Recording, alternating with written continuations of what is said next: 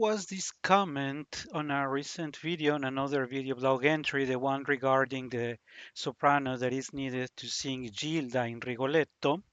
There was this comment that made reference to Zinka Milanov, of whom out of the very, very long list of singers that I'm willing to share with you in these entries. Of course, Zinka Milanov is part of that list, but based on the comment that I got there, I told myself that it was a good idea to start looking for some information on Zinka Milanov, so maybe we could program her before or ahead of the time I had planned. And so this is how I found this video from a channel that has very interesting materials in there. This channel for John Sutherland, of course, John Sutherland's a very well-known Australian soprano. And this is where I found they had been talking about, or they were not really talking about, but they were making reference to this or keeping a copy of this interview that happens on the year 1973. And please keep on your minds that number out of the 1973, because that's going to be very important as we wrap up today's video. So with that in mind, this is that I found this video with this material with Zinka Milanov, an interview where also there is the baritone Robert Merrill, very well known to many, as well as the tenor Richard Tucker.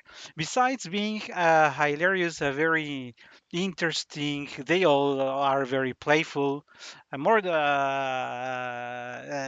Merrill starts making jokes, and so it is if you have the time, if you have around those 20 minutes, it's really worth that you invest that amount of time in listening to the complete interview. But I would like to call your attention to what they say around young singers and another topic that we have arised in the past and that it's very frequently addressed in several places, of course, not only in our posts, regarding this lack, if I am allowed to say, this lack of talent of this or this lack of stars, of operatic stars in recent years.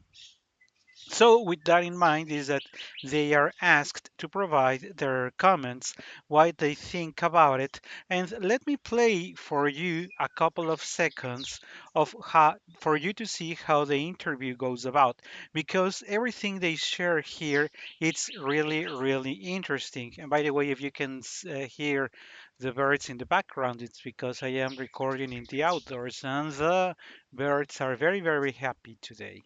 So let's listen to a part of this interview with Milanov, Merrill and Tucker so that you can get an idea of what they were sharing during that interview in regards to this apparent lack of talent of of the most recent generations of singers.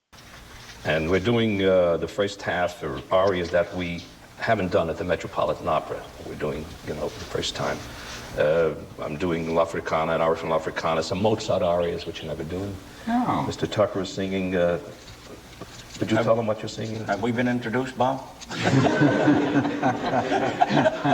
No, I'd like to rehearse. Well, I think I'm going to interrupt you because I want to be sure that you have, all of you, time to answer an interesting question that's sent us in by Michael Mark of New York City.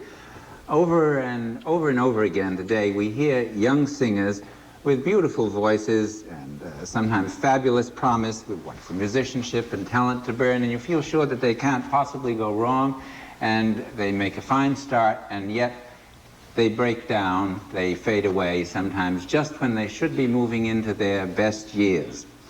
So the question is there any advice that you could give, you who have all 25 years or more behind you of gorgeous singing, what can you say to help some of your younger colleagues to achieve a similar record?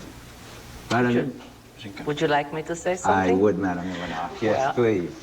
I would like to say that there are most of the singer, or at least 50% of the younger generation You know, they go out and they are, but I said, I was ready. You see, they are not ready. And then they go into the repertory and they sing a lot different operas, which probably are not for them or much too heavy. And they are not studying with anybody. They think that when they study few months, they are ready for the performance, you know, and that is a very, very wrong thing to do. And naturally, in a year or two, it starts to show. And when they reach 35, where is the moment, you know, it starts to show. You observe the younger generation. When they reach 35, most of them, they are starting to have trouble struggling with a tap or with a piano or something. Naturally, piano goes first. You know, if you have a beautiful piano, you cannot learn. You have to have. But then it goes first when you abuse it too much. You know, so. But I say, you know, until 35 you sing with youth, and after 35 you sing with knowledge, and that's why we have to learn for many, many years and continuously until we sing. So that you continue to grow. I really invite you to listen to the complete interview, not only because of the first part and the very funny parts that there are in it, but this around 7, 8 minutes that Sinka, Robert, and Richard talk about this situation are very important. And since we are not listening to it complete, because I am really encouraging you to go to this video, whose link you will find in the description, what I did is that I prepared a summary so that you can see uh, I extracted the main ideas out of their comments, and so this is what I'm sharing you. So in the voice of Sinka Milanov, we have that she shares, and you heard it yourselves, that around 50% of the singers just go out and sing without being ready. Many times with heavier roles for their age, because by the age of 35 they are already struggling with their voices. And she provides a very nice summary here. She says, before 35, you sing with youth. After 35, you sing with knowledge. I will go back to the comment that not refusing, because the comments now, the next to make comments is Robert Merrill. And Robert Merrill says that he finds that there is way too much impatience in the new generations.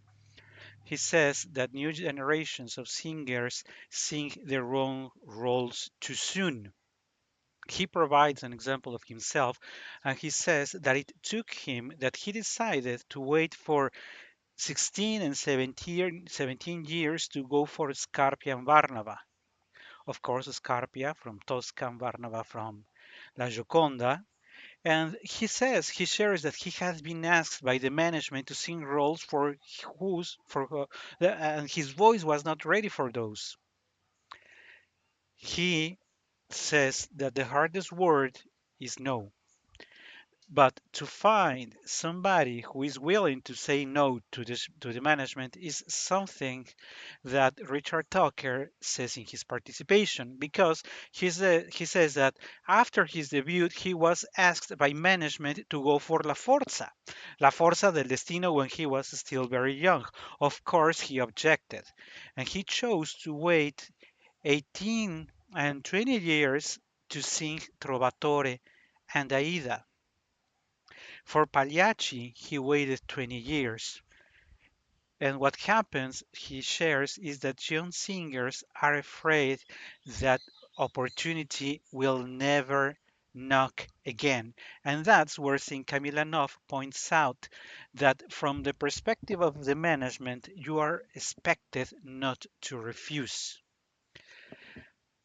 So what do we have at hand now? Because there is way too much criticism everywhere around the newest generations. There are not generations as there were before, because in the past there were singers whose career would be this long and there were greater voices. And I am not saying that this is the explanation of the whole thing. What I am sharing is that this is a very valid perspective of what has been going on.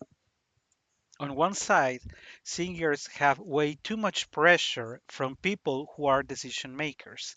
If you're a singer yourself, you're a relative of a singer, or you are somehow close to the operatic world, you know that there are unfortunately way too many cases of singers who have been blocked. Their career has been halted for a given opera house just because they said no. It is retaliation from the opera house directors. Of course, many do not like to say it because they that will put them into much worse trouble. So, of course, if you are a singer now of the size of Zinka Milanov, of Merrill, then a Stoker, uh, they could still play with their time and until they were ready. Unfortunately, in these days, and now I make reference to the year of this recording, it was 1973. This year is 2024, so it was 50 years ago. This was already happening 50 years ago when we had no immediate communications, when there were not satellite continuous broadcasting that could reach any part of the world.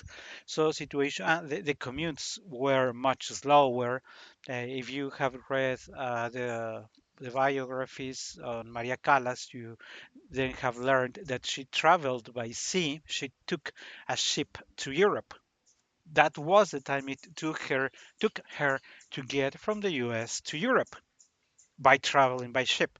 Now you know that in around 10 to maybe 12 or 14 hours, you can reach any point between America and Europe. But that was not the situation back then. Of course, in the 70s, much like her, in the years of Maria in the 50s and the 40s, of course not.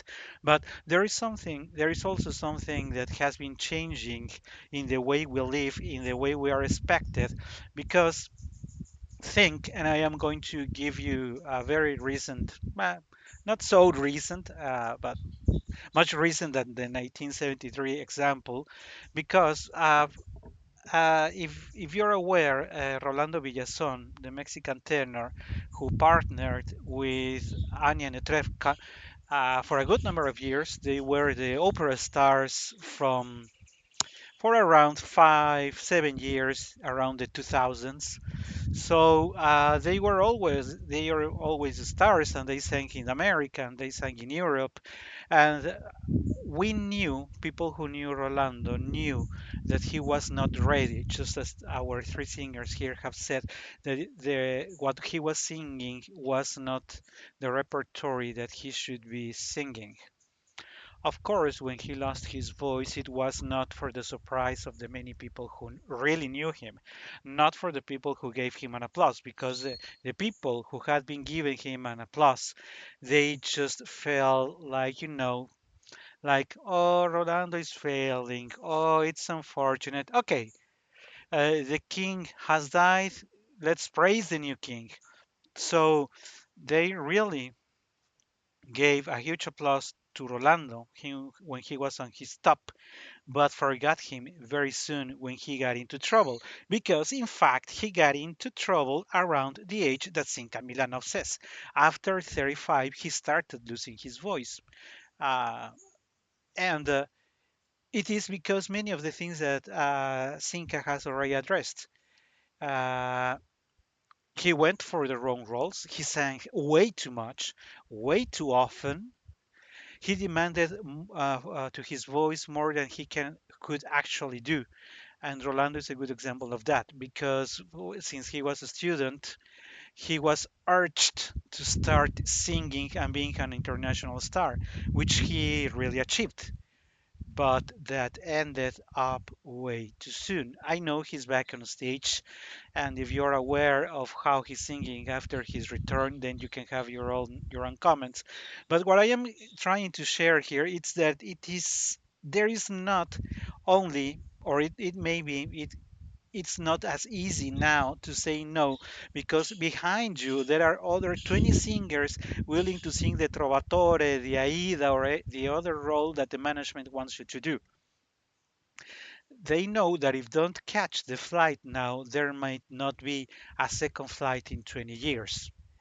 Of course, that is hurting the voices way too soon. We are losing those voices way too soon since they are engaged in way too many concerts, in way too many operas. They don't give enough time to keep their preparation. They don't take months or weeks off so that they can continue studying or even resting their voices. So they demand, and the voice. And so all of those voices are depleted well before they actually reach their peak. And in here we have three persons. If we are to point a finger at someone, we have to point the finger at the singers, of course, for not doing what they have to do to wait and manage their resources more properly. The second finger would be pointing at the management who know they have their power to make the singer they are interested in or any other singer go and sing whatever they want, no matter if the singer is ready. They just want to sell tickets and have their and reach their numbers. And the third one will, of course, be the public, because the public is the one who is demanding all the singers to go for roles they are not ready for. So they say, hey, this singer is now singing Il Trovatore. He has a nice C because I heard his high C singing Rodolfo in La Boheme. So if he has a high C, he can sing Di Quella Pira. And so that's all they think about. And by the time they listen to him in Il Trovatore and they realize that the orchestration is way too heavy, that the whole opera is way too heavy for the singer, and after him having sung, sing six or maybe eight of those nights, and after a few months, people notice that the voice is already hurt. And we say, you see, he shouldn't have sung Il Trovatore. I thought he was a better singer. So, next, who is coming next? Fair? Nope, it's not fair. But this is what it has been actually happening, taking into account that this interview was recorded over 50 years ago.